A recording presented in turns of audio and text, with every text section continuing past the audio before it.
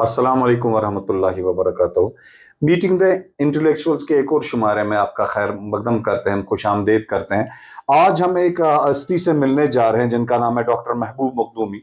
उनका तारुफ मैं अभी आपके साथ कराऊंगा, लेकिन आज का एपिसोड थोड़ा सा हटके होगा in this sense that we are not going to discuss a subject here. और यह हम किसी टॉपिक पर किसी स्कॉलर से बात करने नहीं आए, even though he is a scholar, is a great academician, जो मैं इंट्रोडक्शन में बताऊंगा। लेकिन आज हम खास तौर पर इनके ख्वाब की बात करेंगे, जिसके उस ख्वाब की ताबीर ये ढूंढ रहे हैं और उसको रियलिटी में, हकीकत में लाने की भरपूर कोशिश कर रहे हैं। इंशाल्लाह अल्लाह पाक इनका साथ दे, हमारी भी दुआएं इनके साथ है। तो मैं बात कर रहा हूं आपके सामने डॉक्टर महबूब मखदूमी की, जो है is an accomplished academic and visionary committed to transforming higher education in Jammu and Kashmir. इनका ख्वाब यह है कि यहां पर एक यूनिवर्सिटी बने। He holds a PhD in behavioral economics and consumer behavior and has studied at renowned institution including Harvard University। तो इस हार्वर्ड यूनिवर्सिटी से एक चीज और मुझे याद आ रही है, जे रॉबर्ट ओपेनहाइमर की, जो जिनको फादर ऑफ एटॉमिक फिजिक्स भी कहा जाता, वो भी इसी यूनिवर्सिटी से थे। मेरे सब्जेक्ट से थोड़ा सा टच हुआ इसलिए मुझे याद आ गई उनकी। तो इनका एक ख्वाब है कि यहाँ पर एक यूनिवर्सिटी हो जाए। आपका खैर मकदम है डॉक्टर साहब, अस्सलाम वालेकुम वरहमतुल्लाहि वबरकातुहू। वालेकुम सलाम। वालेकुम आज सलाम, मेरा बहुत काम एक जर्नलिस्ट का रहेगा। बिल्कुल बिल्कुल। कुछ क्वेश्चंस मैं सर आपसे पूछूंगा इस यूनिवर्सिटी के बारे में, आपके बारे में। इसके पीछे का आइडिया कैसे आपके दिमाग में आया कि हम जम्मू कश्मीर में एक यूनिवर्सिटी होनी चाहिए, अगरचे यहाँ नियरली इन 11 यूनिवर्सिटीज ऑलरेडी एग्जिस्ट करती है। तो ये आइडिया आपके दिमाग में कहाँ से आया? पहले तो बहुत शुक्रिया आपका इरफान साहब कि आप आए हमारे ऑफिस में थैंक यू इस सर, इस थैंक इस you, it's all my pleasure. Interview के लिए। तो ये आइडिया आया कहाँ से? Actually fortunately I have been able to walk through the alleys of some of the best universities in the world. तो उसमें ये हुआ, तो एक तो मुझे ये उनका सिस्टम समझ आया बिल्कुल कि इतनी जबरदस्त वर्ल्ड क्लास यूनिवर्सिटी का मतलब क्या है। हूँ मैं यहाँ से ही, कश्मीर तो से ये कश्मीर से ही, son of the soil. Absolutely. तो यहाँ का एजुकेशन सिस्टम, मेरे जितने भी यहाँ पे कजिन्स है, जो भी लोग यहाँ पे पढ़ते हैं, तो उनका भी सिस्टम मुझे यहाँ का भी पता है, मालूम है। और इन दोनों में डिफरेंस क्या है, तो वो डिफरेंस जब मुझे हिट हुई तो इट मेड मी रेस्टलेस। अच्छा। क्योंकि ऐसा नहीं है कि यहाँ के लोग मेहनत नहीं करते, यहाँ के टीचर्स मेहनत नहीं करते, या स्टूडेंट्स मेहनत नहीं करते, या एडमिनिस्ट्रेटर्स मेहनत नहीं करते हैं। लेकिन ये जो सिस्टम यहाँ पे है एजुकेशन का, और जो फ्यूचर ऑफ जॉब्स और the way the world works, वो किस हद तक चेंज हुआ है, और हम किस मतलब पुराने सिस्टम में एजुकेट कर रहे हैं। तो it kind of sent me into a tizzy कि हम अभी जो अनएम्प्लॉयमेंट आपने देखा होगा 32% थी क्रॉस इंडिया J&K, ये उससे वर्स होने वाला है अगर ये ट्रेंड ऐसे ही चली। That's one thing. और दूसरी चीज ये है कि it's not just about getting job. Education का वो भी एक काम है, बट सिर्फ वही एक काम नहीं है। तो उसमें रिसर्च भी आती है, इसमें इनोवेशंस भी आती हैं। हमें लगता है कि हम कहीं है ही नहीं, कि दुनिया की रेडार में जब हम देखते हैं कि हम कहीं एग्जिस्ट ही नहीं करते। हमको बंद रखा गया है इसी चीज में कि जी आप एजुकेशन खत्म करो, अब अपनी कमाई कैसे करोगी, जो कि बहुत जरूरी है, लेकिन हम उससे लिमिट हो चुकी है हमारी थिंकिंग। अच्छा, यहाँ पर मुझे अल्बर्ट आइंस्टाइन का एक कोट याद आया, education is to make a man a better man. यानी कि पैसा, जॉब भी एक उसका एक ऑफशूट कह सकते हैं, बाय प्रोडक्ट कह सकते हैं, लेकिन एजुकेशन बेसिकली आपके दिमाग, सोचने का डोमेन जो है उसको एक्सपैंड करता है। तो ये आपने बहुत अच्छी बात कही। तो सर मैं दूसरा ये कह रहा हूं, अभी जो मैंने कहा कि सर ऑलरेडी यहाँ पर 11 यूनिवर्सिटीज है, आप मुझे बताइए what gap do you believe your university is going to fill up? देखिए, पहली चीज एब्सोल्युटली गवर्नमेंट यूनिवर्सिटीज हैं सारी की सारी, जो भी 11 है। तो अगर आप देखेंगे दुनिया की सबसे बेस्ट यूनिवर्सिटीज जिनका आप खुद नाम जानते हैं, आप हार्वर्ड यूनिवर्सिटी ले लें, नोबेल लॉरिएट्स इतने प्रोड्यूस किए जितनी किसी कंट्री ने सच नहीं किए हैं, राइट। उसके बाद आपका स्टैनफोर्ड यूनिवर्सिटी से ही सिलिकॉन वैली आई, वहां से HP वगैरह जितनी भी कंपनीज वो वहां से निकली, और एंटरप्रेन्योरशिप का एक बूम। MIT से, उसके बाद MIT रोबोटिक्स में, इंजीनियरिंग में उनने अपना नाम, प्योर फिजिक्स में कैलटेक ज्यादा इंपॉर्टेंट है। रिचर्ड फाइन ने सारे लेक्चर्स एब्सोल्युटली आपके फिजिक्स के और आपके क्वांटम कंप्यूटिंग के, वो सारा कैलटेक उसके लिए मानी जाती है, राइट। तो ये सारी की सारी, इसमें से गवर्नमेंट यूनिवर्सिटी कौन है? ये सारी प्राइवेट यूनिवर्सिटीज है, क्योंकि एक इनोवेशन और रिसर्च की हब होती हैं। The way the government universities public funds पे काम करती हैं, उनका स्टाइल थोड़ा सा डिफरेंट होता है, ब्यूरोक्रेटिक होती है, कैफकेस्क ब्यूरोक्रेसी आप बोले, रेड टेप हिस्ट्री बोले, तो उसमें इंसान को थोड़ा सा लैग होता है और these things take a hit. तो कोई भी प्राइवेट यूनिवर्सिटी जम्मू कश्मीर में नहीं है। अच्छा, उसमें आप अपनी तरह से सोच सकते हो, बहुत सी चीजें आप यूटिलाइज कर सकते हो, नई नई चीजें आप ला सकते हो। ठीक है, आपके दिमाग में ऐसी चीजें होंगी because you have been there for quite for quite long time, 10-20 साल बिल्कुल आपने वहां गुजारे, तो पूरा स्ट्रक्चर आपके दिमाग में है। चलिए, ये अच्छी बात है। तो इस सवाल का जवाब तो हमें मिला। अब आप मुझे बताइए कि ये जो यूनिवर्सिटीज है, अभी आपने बताया कि किस तरीके से यूनिक होंगी, लेकिन सर फंडिंग और रिसोर्सेज के बारे में आप बताइए, क्या प्लान है आपका, कैसे फंडिंग, जमीन कैसे मिलेगी?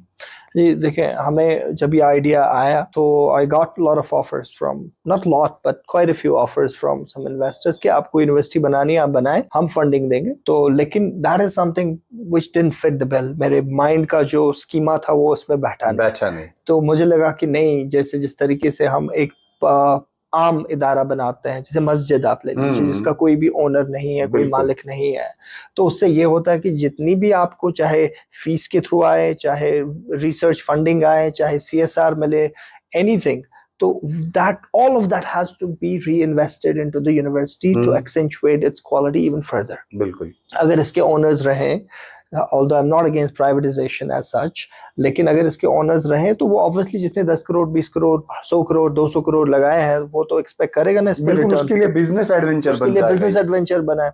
तो इसलिए इसका मॉडल ये होना चाहिए। अब फिर पैसे कहाँ से आएंगे? Obviously if we are not taking investors, तो फिर पैसे कहाँ से आए? चूंकि एक कौमी इदारा है, तो इसमें हमने सोचा क्राउड फंडिंग मॉडल हम अपना सकते हैं, जिसमें ये कौम ही एक बार जिंदा होके खुद के लिए, आपके लिए या हमारे बोर्ड के लिए या मेरे लिए नहीं, खुद के लिए, अपनी पोस्टेरिटी के लिए, अपने बच्चों के लिए एक वर्ल्ड क्लास इदारा कायम करें। हम लोग यहाँ पे उठ के उसमें कंट्रीब्यूट करते हैं। ऑफ कोर्स, फिर आपने उसका एक ब्लूप्रिंट तो तैयार किया होगा कि कैसे फिर क्या क्या चीजें करनी है। जी ठीक है, तो ये फंडिंग के बारे में भी बात आ गई। असल में हमारी सोसाइटी में क्या है, अगर आपकी नीयत अच्छी हो, मतलब you are all together with a positive mindset, फिर भी लोग कहेंगे कि क्या पता इसके पीछे कोई स्कैम हो। बिल्कुल। असल में लोग इस चीज से गुजरे हैं, तो वो जो ट्रांसपेरेंसी है वो कैसे रहेगी, वो लोग कैसे आप पे यकीन करें? पहली बात तो ये है कि ये सिस्टम समझना है कि हमारा गवर्नेंस सिस्टम क्या है और फाइनेंशियल सिस्टम क्या है। It has to be completely transparent.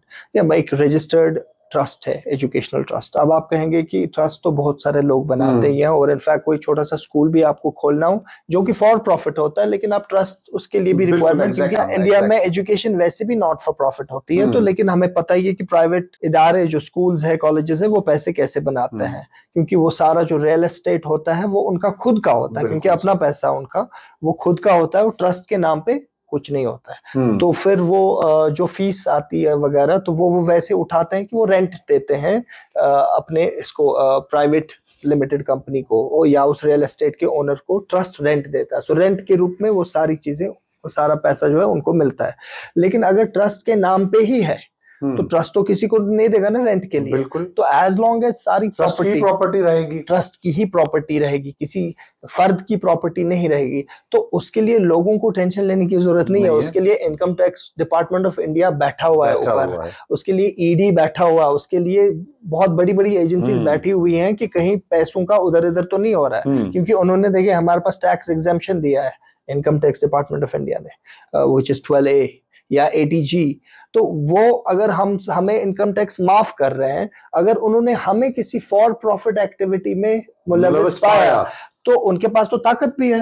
We are under the view. और कश्मीर में आपको ऑपरेट करना है कि अगर आपको लगता है कि आप फाइनेंसेस में उधर इधर कर सकते हो तो यू वुड बी अ फूल। तो आपको क्या मतलब what challenges do you anticipate अभी आ सकते हैं? देखिए, जो एक चैलेंज आपने खुद कहा ट्रस्ट का, वही एक चैलेंज है। मुझे नहीं लगता कोई अच्छा, उसके बगैर कोई और चैलेंज नहीं है। Known but bigger challenge.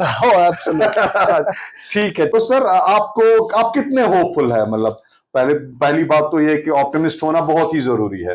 ठीक है, तो आप कितने ऑप्टिमिस्ट है इसके बारे में? लोग, कश्मीरी लोगों की साइकी आपको पता, ये दिलदार भी बहुत कौम है। आप देखते हो सर, मामूली कोई बंदा बीमार होता है, फेसबुक या व्हाट्सएप पर आता है कि ये बंदा बीमार है, इसको 50 लाख 60 लाख चाहिए, तो हफ्तों में उसके लिए लोग खुद दिल खोल कर चंदा देते हैं। तो अगर ऐसी बात है और पॉजिटिव सोच के साथ और एक खलूस वाली नीयत के साथ आप ये करेंगे तो definitely people are going to help you. तो सर आप ये कह रहे हैं कि एक बड़ा चैलेंज आप इसी को कह रहे हैं कि है। तो सर इस लिहाज से मैं एक और क्वेश्चन पूछना चाहूंगा कि यहाँ के स्कॉलर्स या एक्सवीसीज या टेक्नोक्रेट्स है, उनसे आपकी बात हुई है? आप किन को लेना चाहेंगे? ऐसा कुछ है दिमाग में? कुछ लोगों से आपकी मुलाकात हुई जो लगता है आपको इस काम में उसका काफी सपोर्ट करेंगे? नहीं, बिल्कुल मैं अकेला नहीं हूँ इस चीज में। हमारा बोर्ड है, ट्रस्टीज है, अच्छा, हमारे डॉक्टर्स में से हमारे डॉक्टर मुश्ताक मरगूब साहब है ठीक, जो कि ट्रस्टी है। हाँ, बड़ा नाम है। मीडिया में से आपके हुमायूं कैसर साहब, बिल्कुल, वो भी बड़ा नाम है रेडियो से। या आपके आर्टिस्ट में से ज़रीफ अहमद ज़रीफ साहब है, या आपकी ब्यूरोक्रेसी में से आपके लतीफ़ुज़्ज़मान देवा साहब है, राइट, जो पब्लिक सर्विस कमीशन के चेयरमैन रिटायर हुए हैं। फारूक अहमद लोन साहब हैं, वो भी पब्लिक सर्विस कमीशन के चेयरमैन रिटायर हुए हैं, IAS। एकेडमिशियंस में देखिए, एकेडमिशियंस में मैं ये कह रहा हूँ, एकेडमिशियंस में भी है। वी हैव हमारी प्रोफेसर इंदु किलम जो प्रोफेसर ऑफ इंग्लिश रह चुकी हैं, रिटायर्ड हुई हैं।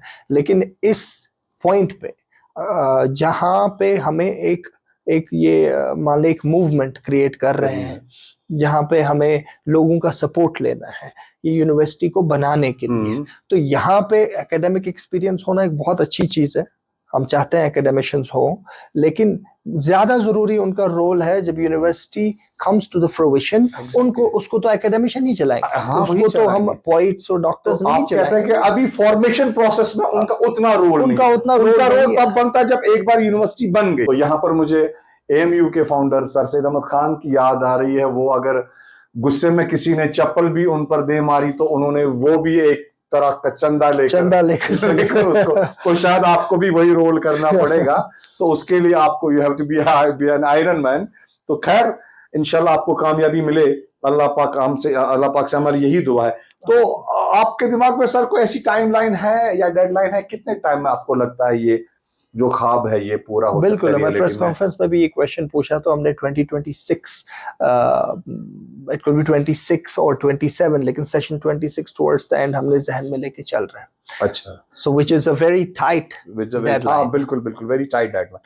अच्छा, दूसरी बात है सर कि गवर्नमेंट के साथ कुछ मॉडलिटीज आपने फिक्स करनी होंगी, तो गवर्नमेंट का रोल कहाँ पर आता है? गवर्नमेंट का सपोर्ट कितना चाहिए आपको, किस तरह चाहिए? देखिए, गवर्नमेंट से हमने दो ही डिमांड्स हैं। दूसरी एक तो लैंड की है, अगर वो ना भी दें तो वो हमें प्राइवेट भी मिल सकता है, लेकिन बेहतर होता अगर गवर्नमेंट, क्योंकि गवर्नमेंट थोड़ी फिर स्टेक होल्डर बन जाती है इसमें, आपको सारी यूटिलिटीज उस लैंड के साथ मिल जाती है, लीज लैंड में, रोड हो गया, ट्रांसपेरेंसी भी बढ़ जाती है, गवर्नमेंट इन्वॉल्व हो जाती है। लेकिन सबसे बड़ा रोल जो है गवर्नमेंट का वो है एक्ट पास करना। अच्छा, private universities act Jammu Kashmir में है ही नहीं।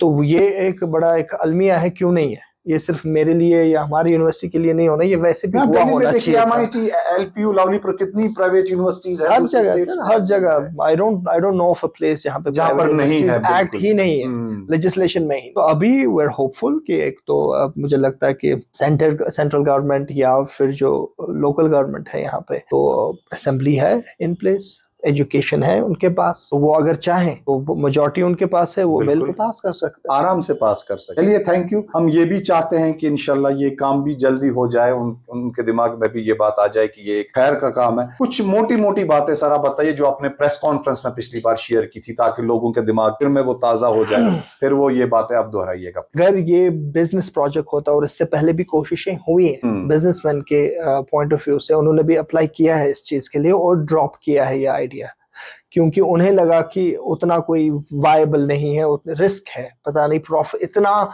कैपिटल, इतनी इन्वेस्टमेंट के बाद कितना हम कमा सकते हैं। तो वो एक बहुत बड़ी स्ट्रेंथ है इस मॉडल की। वो उन लोगों से कह रहा हूँ जो कह रहे हैं कि आपने जी इन्वेस्टर्स को ही क्यों नहीं दिया, क्योंकि यहाँ पे एक बार लोगों ने पैसे दिए, राइट, तो दैट्स इट।